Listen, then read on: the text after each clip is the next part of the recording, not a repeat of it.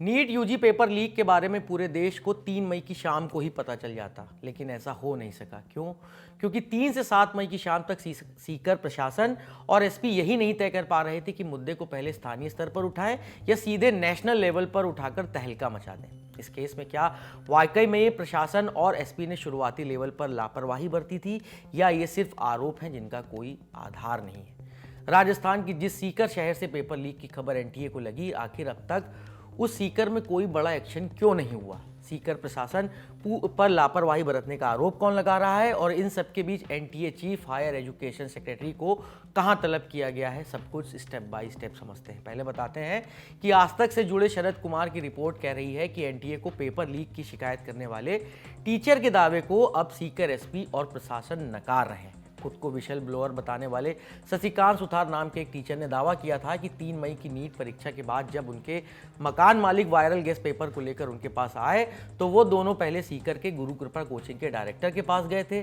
फिर वहां से वो कुछ अधिकारियों और सीकर के एसपी प्रवीण नायक के पास गए, जहां ये फैसला लिया गया कि इस लीक की घटना को लोकल लेवल पर नहीं बताकर इसे नेशनल लेवल पर उठाया जाए। शशिकांत सुथार के दावे की माने तो 3 मई की शाम से लेकर 7 मई की शाम तक सीकर का प्रशासन और एसपी तय करते रहे कि करना क्या है। इसके बाद 7 मई की शाम को गुरु कृपा कोचिंग के मालिक और एसपी और पीजी चलाने वाले राकेश स्वामी ने मिलकर एनटीए को मेल किया। इसके बाद एनटीए के डीजी अभिषेक सिंह का फोन आया और नीट पेपर लीक का खुलासा हुआ। टीचर शशिकांत का आरोप यह भी है कि अगर पुलिस सोच विचार करने में 4 दिन का समय नहीं लेता तो पेपर लीक का खुलासा और जल्दी हो जाता।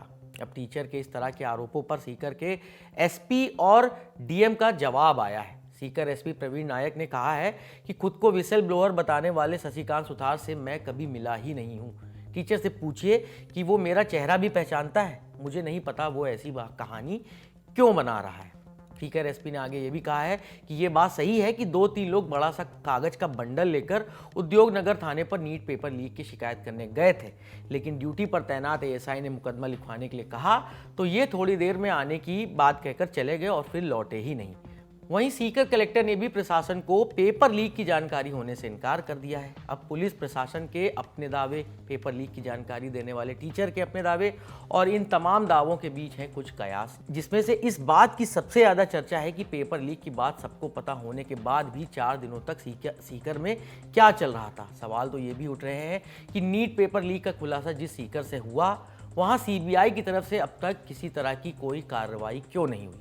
सवाल जवाब और आरोपों के बीच लगने वाले कयास, ये सब तो एक तरफ है।